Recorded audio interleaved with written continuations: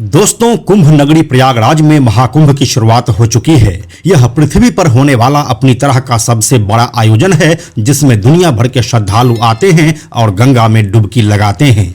इस महाकुंभ की शुरुआत होते ही एक दिन के लिए आबादी की दृष्टि से प्रयागराज दुनिया का सबसे बड़ा शहर बन चुका था और इसकी आबादी 4 करोड़ से भी ज्यादा हो गई थी। यह महाकुंभ आए दिन कई नए कीर्तिमान स्थापित कर रहा है और दुनिया भर को सनातन संस्कृति के महत्व को समझा रहा है। लेकिन कुछ और चीज भी है जिसकी चर्चा कुंभ के दौरान सबसे ज्यादा होती है और वो है नागा साधु। नागा साधु पहले सिर्फ पुरुष ही होते थे, लेकिन अब महिलाएं भी बड़ी संख्या में नागा साधु बन रही है। नागा साधु को सनातन संस्कृति का योद्धा कहा जाता है जो कई बार अपनी जान पर खेलकर सनातन की रक्षा कर चुके हैं। ऐसे में यह जानना काफी रोचक हो जाता है कि आखिर ये नागा साधु होते कौन हैं और यह कैसे बनते हैं। क्या कोई भी आम आदमी नागा साधु बन सकता है? आखिर ये कहाँ रहते हैं और इनका खाना पीना कैसा होता है? इन्हीं सब सवालों को लेकर हम आज के इस वीडियो के माध्यम से हाजिर हुए हैं। तो चलिए इस कहानी को बिल्कुल शुरू से शुरू करते हैं।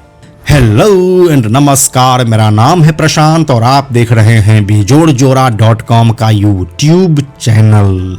दोस्तों, जैसे ही लोग नागा साधु शब्द सुनते हैं वैसे ही उनके दिमाग में एक ही बात आती है कि नागा मतलब निर्वस्त्र होता है, जबकि यह सरासर गलत है। दरअसल नागा शब्द संस्कृत के नग से बना है। नग का मतलब होता है पहाड़, यानी कि पहाड़ों या गुफाओं में रहने वाले साधु को नागा साधु कहा जाता है। अब हम आपको बताते हैं कि इसकी उत्पत्ति कैसे हुई। तो दोस्तों, हम आपको बताते चले कि भारत के मंदिरों को अपार धन संपत्ति और हीरे जवाहरात का केंद्र माना जाता रहा है और जैसे ही यह बात अन्य देशों को पता चला तो वे धन लूटने के चक्कर में भारत पर आक्रमण करना शुरू कर दिया। जब भारत पर आक्रमण हुए तो भारत के मंदिरों को लूटा जाने लगा और उन्हें ध्वस्त भी किया जाने लगा। और तभी 8वीं शताब्दी में आदि गुरु शंकराचार्य ने सनातन धर्म की रक्षा के लिए एक कबीले की स्थापना की जिसे उन्होंने नागा साधु का नाम दिया। जब अहमद शाह अब्दाली ने 40,000 सैनिकों के साथ मथुरा वृंदावन पर आक्रमण किया था, तब मात्र 4,000 नागा साधुओं ने उन सैनिकों से युद्ध किया और उन्हें पराजित भी किया। जब जब सनातन धर्म पर कोई आंच आई है या सनातन धर्म पर कोई खतरा मंडराता है, तब तब नागा साधुओं ने अपनी जान की परवाह किए बगैर सनातन धर्म की रक्षा की है। ये सनातन का सैन्य पंथ है। ये भाला, बर्छी, त्रिशूल, शंख से सुसज्जित सनातन सैनिक है और नागा साधु सनातन धर्म के रक्षक हैं। दोस्तों, 9वीं सदी में आदि शंकराचार्य ने दशनामी संप्रदाय की शुरुआत की। ज्यादातर नागा सन्यासी इसी संप्रदाय से आते हैं। इन सन्यासियों को दीक्षा देते वक्त इन्हें 10 नामों से जोड़ा जाता है। ये 10 नाम है गिरि, पुरी, भारती, वन, अरण्य, पर्वत, सागर, तीर्थ, आश्रम और सरस्वती। इसीलिए नागा साधुओं को दशनामी भी कहा जाता है। नागा सन्यासी 2 तरह के होते हैं, एक शास्त्रधारी और दूसरा शस्त्रधारी। दरअसल मुगलों के आक्रमण के बाद सैनिक शाखा शुरू करने की योजना बनी। शुरुआत में कुछ नागा साधुओं ने इसका यह कहते हुए विरोध किया कि वे आध्यात्मिक है और उन्हें शस्त्र की जरूरत नहीं है, लेकिन बाद में श्रृंगेरी मठ ने अस्त्र शस्त्र वाले नागा साधुओं की फौज तैयार की। इसमें पहले सिर्फ क्षत्रिय ही शामिल होते थे, हालांकि बाद में जातियों का बैरियर हटा दिया गया। दोस्तों, अब हम आपको बताते हैं कि नागा साधु बनते कैसे हैं। तो हम आपको बताते चलें कि आमतौर पर नागा बनने की उम्र 17 से 19 साल होती है। इसके 3 स्टेज होते हैं, महापुरुष, अवधूत और दिगंबर। लेकिन इससे पहले एक प्री स्टेज यानी कि उनके परखने की अवधि भी होती है। जो भी नागा साधु बनने के लिए अखाड़े में आवेदन देता है उन्हें पहले लौटा दिया जाता है। फिर भी वो अगर नहीं मानते हैं तब अखाड़ा उसकी पूरी पड़ताल करता है। अखाड़े वाले उम्मीदवार के घर जाते हैं, वह घर वालों को बताते हैं कि आपका बेटा नागा बनना चाहता है। यहाँ पर जब घर वाले मान जाते हैं तो उम्मीदवार का आपराधिक रिकॉर्ड देखा जाता है। इसके बाद नागा बनने की चाह रखने वाले व्यक्ति को एक गुरु बनाना होता है और किसी अखाड़े में रहकर 2-3 साल सेवा करनी होती है। इस सेवा में वरिष्ठ सन्यासियों के लिए खाना बनाना, उनके स्थानों की सफाई करना, साधना और शास्त्रों का अध्ययन करना इनका काम होता है। उसे पूरे दिन में सिर्फ एक ही बार भोजन करना होता है। साथ ही इस दौरान वह अपने काम वासना, नींद और भूख पर भी काबू करना सीखता है। इस दौरान यह देखा जाता है कि वह मोह माया के चक्कर में तो नहीं पड़ रहा है, उसे घर परिवार की याद तो नहीं आ रही है। अगर कोई उम्मीदवार भटका हुआ पाया जाता है तो उसे घर वापस भेज दिया जाता है और जो उम्मीदवार इस परीक्षा की घड़ी में सफल हो जाता है उसे पहले स्टेज के लिए चुन लिया जाता है। दोस्तों, नागा साधु बनने का पहला स्टेज होता है महापुरुष। जो उम्मीदवार प्री स्टेज यानी कि परखने की अवधि में खरा उतरता है उसे एक बार फिर से वापस संसारी दुनिया में लौटने की सलाह दी जाती है। फिर भी यदि वह नहीं लौटता है तो उसे संन्यास जीवन में रहने की संकल्प दिलाई जाती है, जिसके बाद उसे महापुरुष घोषित करके उसका पंच संस्कार किया जाता है।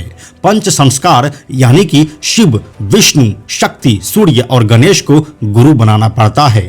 अखाड़े की तरफ से इन्हें नारियल, भगवा वस्त्र, जनेऊ, रुद्राक्ष, भभूत सहित नागाओं के प्रतीक और आभूषण भी दिए जाते हैं। इसके बाद गुरु अपनी प्रेम कटारी से शिष्य की शिखा यानी कि चोटी काट लेते हैं। इस मौके पर शीरा और धनिया भी बांटा जाता है।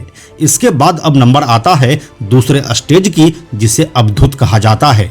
महापुरुष को अवधूत बनाने के लिए सुबह 4 बजे उठाया जाता है। इसके बाद नित्य कर्म और साधना के बाद गुरु इन्हें लेकर नदी के किनारे पहुंचते हैं। उसके शरीर से बाल हटाकर उसे नवजात बच्चे जैसा कर दिया जाता है, जिसके बाद उसे नदी में स्नान करवाया जाता है। वह पुरानी लंगोटी को छोड़कर नई लंगोटी धारण करता है। इसके बाद गुरु जनेऊ पहनाकर दंड कमंडल और भस्म देते हैं। यहाँ से महापुरुष नागाओं को 3 दिन तक उपवास रखना होता है। फिर वह खुद का श्राद्ध करता है और उसे 17 पिंडदान करने होते हैं। 16 अपने पूर्वजों के और 17वां पिंडदान अपना खुद का। इसके बाद वह सांसारिक बंधनों से मुक्त हो जाता है। फिर वह नया जीवन लेकर अखाड़े में लौटता है। इसके बाद आधी रात में विड़जा यानी कि विजया यज्ञ किया जाता है। गुरु एक बार फिर महापुरुष से कहते हैं कि वो चाहे तो सांसारिक जीवन में लौट सकते हैं, लेकिन फिर भी जब वह नहीं लौटता है तो यज्ञ के बाद अखाड़े के आचार्य महामंडलेश्वर या पीठाधीश्वर महापुरुष को गुरु मंत्र देते हैं। इसके बाद उसे धर्म ध्वजा के नीचे बैठाकर ओम नमः शिवाय का जाप करवाया जाता है। अगले दिन सुबह 4 बजे महापुरुष को फिर गंगा तट पर लाया जाता है। यहाँ पर उससे 108 डुबकियां लगवाई जाती है। इसके बाद दंड कमंडल का त्याग करवाया जाता है। अब वह अवधूत सन्यासी बन जाता है। इस 24 घंटे की प्रक्रिया के दौरान उन्हें उपवास रखना होता है। और अब आखिर में आता है तीसरा स्टेज, जिसे दिगंबर कहा जाता है। अवधूत बनने के बाद नागा उम्मीदवार को दिगंबर की दीक्षा लेनी होती है। ये दीक्षा शाही स्नान या अमृत स्नान से एक दिन पहले होती है। ये बेहद कठिन संस्कार होता है। इस दौरान गिने चुने कुछ बड़े साधु ही मौजूद रहते हैं। इसमें अखाड़े की धर्म ध्वजा के नीचे उसे 24 घंटे बिना कुछ खाए पिए उपवास करना होता है। इसके बाद तंग तोड़ संस्कार किया जाता है। इसमें सुबह 3 बजे अखाड़े के भाले के सामने आग जलाकर अवधूत के सिर पर जल छिड़का जाता है और उसके जननांग की एक नस खींची जाती है, जिसके बाद साधक नपुंसक बन जाता है। इसके बाद सभी नागा उम्मीदवार शाही स्नान या अमृत स्नान के लिए जाते हैं और फिर गंगा में डुबकी लगाते ही ये नागा साधु बन जाते हैं। दोस्तों, 4 जगह लगने वाले कुंभ में जगह के हिसाब से इन नागा साधुओं को अलग अलग नाम दिए जाते हैं। जैसे कि अभी प्रयाग के कुंभ में नागा साधु बनने वाले को नागा, उज्जैन में खूनी नागा, हरिद्वार में बर्फानी नागा और नासिक में खिचड़िया नागा कहा जाता है। दोस्तों, ये तो थी पुरुषों के नागा साधु बनने की पूरी कहानी, लेकिन महिलाओं के भी नागा बनने की कहानी इससे अलग नहीं है। महिलाएं भी नागा साधु बनती है। महिला नागा साधु को नागिन, अवधूतनी या माई कहा जाता है। ये वस्त्र धारण करती है। हालांकि कुछ चुनिंदा महिला नागा वस्त्र त्याग कर भभूत को ही अपना वस्त्र बना लेती है। जूना अखाड़ा देश का सबसे बड़ा और पुराना अखाड़ा है और ज्यादातर महिला नागा इसी से जुड़ी हुई है। साल 2013 में पहली बार इस अखाड़े से महिला नागा जुड़ी थी। सबसे ज्यादा महिला नागा इसी अखाड़े में है। इसके अलावा आह्वान अखाड़ा, निरंजन अखाड़ा, महानिर्वाणी अखाड़ा, अटल अखाड़ा और आनंद अखाड़े में भी महिला नागा है। सबसे वरिष्ठ महिला नागा सन्यासी को अखाड़े में श्री महंत कहा जाता है। श्री महंत चुनी गई माई को शाही स्नान या अमृत स्नान के दिन उन्हें पालकी में लाया जाता है। उन्हें अखाड़े की ध्वजा और डंका लगाने का अधिकार भी होता है। महिला नागा सन्यासी बनने की प्रक्रिया भी पुरुष नागा साधुओं जैसी ही है। अंतर बस इतना है कि ब्रह्मचर्य पालन के लिए पुरुषों का जननांग निष्क्रिय कर दिया जाता है, जबकि महिलाओं को ब्रह्मचर्य के पालन का संकल्प लेना होता है। कई महिलाओं को ये साबित करने में 10 से 15 साल भी लग जाते हैं। जब अखाड़े के गुरु को उस महिला पर भरोसा हो जाता है तो वे दीक्षा देते हैं। दीक्षा के बाद महिला सन्यासी को सांसारिक वस्त्र छोड़कर अखाड़े से मिला पीला या भगवा वस्त्र पहनना होता है, जिसे उनकी भाषा में गंती कहा जाता है। तो दोस्तों, यही थी नागा साधु बनने की पूरी कहानी और उनका पूरा इतिहास। यह जानकारी आपको कैसी लगी हमें कमेंट में लिखकर जरूर बताइए। हम जल्दी मिलते हैं आपसे एक नए वीडियो के साथ में हम आपको यह भी बताते चलें कि आप में से 97% ऐसे लोग हैं जो हमारे वीडियोस को देखते तो हैं, लेकिन हमारे चैनल को सब्सक्राइब नहीं करते हैं। ऐसे लोगों से हमारी हाथ जोड़कर विनती है कि अगर आपको हमारे वीडियोस पसंद आ रहे हैं तो आप बेजोड़ जोड़ा के इस चैनल को सब्सक्राइब जरूर कर लीजिए।